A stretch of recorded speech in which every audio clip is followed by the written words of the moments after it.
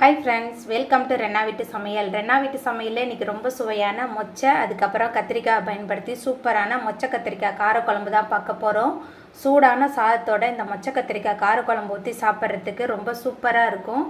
வீட்டில் குழந்தைங்க வெங்காயம் பூண்டெல்லாம் ஒதுக்குறாங்கன்னா இந்த முறையில் நீங்கள் காரக்குழம்பு வச்சு கொடுங்க. கண்டிப்பாக குழந்தைங்க ரொம்ப விரும்பி சாப்பிடுவாங்க. அந்த சுவையான காரக்குழம்பு எப்படி செய்யுதுன்னு வாங்க பார்த்துடலாம். மொச்சை குழம்பு பண்ணுறதுக்கு ஒரு மிக்ஸி ஜாரில் 15 பூண்டு பல் சேர்த்துக்கலாம். அதுக்கப்புறமா இது கூடவே 15 போல் சின்ன வெங்காயம், அதுக்கப்புறமா 2 தக்காளி பழம், தக்காளி நல்லா பழுத்த தக்காளியாக எடுத்திருக்கேன். அதுக்கப்புறமா 1 டேபிள் ஸ்பூன் அளவுக்கு சோம்பு எல்லாத்தையும் சேர்த்துட்டு கொஞ்சமாக தண்ணி விட்டு நல்லா விழுத அரைச்சி எடுத்துகிட்டு வந்துடலாம். மொச்சை கத்திரிக்காய் குழம்பு பண்ணுறதுக்கு 4 டேபிள் ஸ்பூன் அளவுக்கு நல்லெண்ணெய் சேர்த்துக்கலாம். நல்லெண்ணெயில் சேர்த்தா ரொம்ப சுவையாகவும் மணமாகவும் இருக்கும். எண்ணெய் நல்லா சூடாகி வரட்டும். எண்ணெய் சூடாகி வந்துட்டு இதில் 1 டேபிள் ஸ்பூன் அளவுக்கு வெந்தயம் சேர்த்துக்கலாம். வெந்தயம் நல்லா பொரிஞ்சு மணம் வர ஆரம்பிச்சிருச்சு. அதுக்கப்புறமா நம்ம மிக்சியில் சேர்த்து அரைச்ச வெங்காயம், தக்காளி, இது கூடவே சோம்பு இந்த விழுது சேர்த்துடலாம். சின்ன வெங்காயம், பூண்டு, தக்காளி கலவை சேர்த்துட்டு நல்லா கலந்து விட்டு வதக்கி விட்டுறலாம். எதனால் எல்லாத்தையும் அரைச்சி சேர்த்துருக்கேன்னா வீட்டில் குழந்தைங்க இருந்தால் வெங்காயம் பூண்டெல்லாம் ஒதுக்கிடுவாங்க.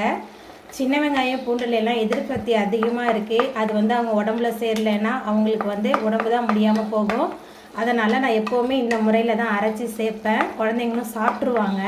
அரைச்சி சேர்த்துருக்கனால சின்ன வெங்காயம் பூண்டு எல்லாமே நல்லா வதங்கி வந்துருச்சு. அதுக்கப்புறமா கீரி வச்ச 2 பச்சை மிளகாய் சேர்த்துக்கலாம். கூடவே கொஞ்சமாக கருவேப்பிலை, அதுக்கப்புறமா நறுக்கி வச்சுருக்கிற கத்திரிக்காய் சேர்த்துருக்கேன். கத்திரிக்காய் காம்போடு தான் சேர்க்குறேன். காம்போடு நம்ம கத்திரிக்காய் சேர்த்து சமைக்கும்போது ரொம்ப சுவையாக இருக்கும். கத்திரிக்காய் சேர்த்துட்டு கொஞ்சம் நேரம் இந்த எண்ணெயிலே நல்லா வதக்கி விட்டுறலாம். இந்த மொச்சை குழம்புல கத்திரிக்காய் கூட முருங்கைக்காய் அதுக்கப்புறம் உருளைக்கிழங்கு சேர்த்து சமைச்சாலும் ரொம்ப சூப்பராக இருக்கும். இன்றைக்கி என்கிட்ட கத்திரிக்காய் மட்டும்தான் இருந்தது, அதனால் நான் கத்திரிக்காய் சேர்த்து சமைக்கிறேன். மொச்சை கத்திரிக்காய் குழம்பு சூடான சாதத்தோடு கலந்து சாப்பிட்றதுக்கு ரொம்ப சூப்பராக இருக்கும். அதுக்கப்புறமா இட்லி தோசைக்கு, தயிர் சாதத்துக்கு எல்லாத்துக்குமே அட்டகாசமாக இருக்கும். நல்லா கலந்து விட்டு வதக்கி விட்டுடலாம். கத்திரிக்காய் நல்லா வதங்கி வந்துருச்சு. அதுக்கப்புறமா இதில் நம்ம மொச்சை சேர்த்துக்கலாம். மொச்சை 2 கைப்பிடி நிறைய மொச்சை எடுத்து முதல் நாள் இரவே ஊற வச்சு அதுக்கப்புறமா கொஞ்சமாக தண்ணி விட்டு உப்பு சேர்த்து வேக வச்சுருந்தேன். அந்த தண்ணியை வடிச்சிட்டு இப்போ நம்ம மொச்சையை சேர்த்துக்கலாம். மொச்சை சேர்த்துட்டு நல்லா கலந்து விட்டுடலாம். மொச்சை கத்திரிக்காயெலாம் சேர்த்துட்டு நல்லா கலந்தாச்சு. அதுக்கப்புறமா இதில் குழம்பு மிளகாய்த்தூள் 4 டேபிள் ஸ்பூன் அளவுக்கு சேர்த்துருக்கேன். கூடவே கொஞ்சமாக மஞ்சத்தூள், அதுக்கப்புறமா கொஞ்சமாக தான் உப்பு சேர்க்குறேன். ஏன்னா மொச்சை உப்பு சேர்த்து தான் வேக வச்சுருந்தோம். அதனால் நான் குறைவான உப்பு தான் இப்போ சேர்த்துருக்கேன். உப்பு சேர்த்துட்டு நல்லா கலந்து விட்டுடலாம்.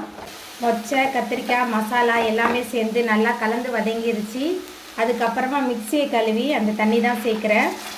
இது கூடவே கொஞ்சமாக தண்ணி சேர்த்துக்கலாம். தண்ணி சேர்த்துட்டு நல்லா கலந்து விட்டுடலாம். உங்களுக்கு எவ்வளோ குழம்பு வேணுமோ அதுக்கு தகுந்த மாதிரி நீங்கள் தண்ணி சேர்த்துக்கோங்க. தண்ணி சேர்த்துட்டு நல்லா கலந்தாச்சு. ஒரு மூடி போட்டு வச்சிடலாம். காயெலாம் நல்லா வெந்து வரட்டும். குழம்பு நல்லா கொதிக்க ஆரம்பிச்சிருச்சு. அதுக்கப்புறமா கொஞ்சமாக புளித்தண்ணி சேர்த்துக்கலாம். உங்களோட புளியோட சுவைக்கு தகுந்த மாதிரி நீங்கள் சேர்த்துக்கோங்க. புளித்தண்ணி சேர்த்துட்டு நல்லா கலந்து விட்டு மறுபடியும் நல்லா கொதிக்க விடலாம். குழம்பு நல்லா கொதித்து எண்ணெயெல்லாம் பிரிஞ்சு வந்துருச்சு. அதுக்கப்புறமா கடைசியாக தேங்காய் விழுது சேர்த்துடலாம். 1/4 மூடி தேங்காவை மிக்சியில் சேர்த்து விழுத அரைச்சி வச்சுருந்தேன்.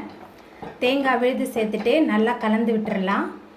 தேங்காயெலாம் சேர்த்துட்டு ரொம்ப நேரம் கொதிக்க வைக்க வேண்டாம். ஒரு கொதி வந்தால் போதும். தேங்காய் சேர்த்த பிறகு குழம்பு நல்லா கொதிச்சு வந்துருச்சு. ரொம்ப சுவையான கத்திரிக்காய் மொச்சை குழம்பு சூப்பராக ரெடியாகி வந்துட்டு அப்படியே சூடாக சுட சுட சோறில் குழம்பு ஊற்றி சாப்பிட்றதுக்கு ரொம்ப சூப்பராக இருக்கும். இப்போ நம்ம அடுப்பு ஆஃப் பண்ணிடலாம். அவ்வளோதாங்க, ரொம்ப சுவையான மொச்சை கத்திரிக்காய் காரக்குழம்பு சூப்பராக ரெடி ஆகிட்டு. இந்த சுவையான கத்திரிக்காய் காரக்குழம்பு நீங்களும் உங்கள் வீட்டில் செஞ்சு பாருங்கள். இந்த வீடியோ உங்களுக்கு பிடிச்சிருந்தா லைக் பண்ணுங்கள், ஷேர் பண்ணுங்கள், கமெண்ட் பண்ணுங்கள், சப்ஸ்கிரைப் பண்ணுங்கள். அப்படியே பக்கத்தில் உள்ள பெல் பட்டனையும் கிளிக் பண்ணிடுங்க. என்னோடய வீடியோ பார்த்தவங்க எல்லாருக்குமே ரொம்ப நன்றி.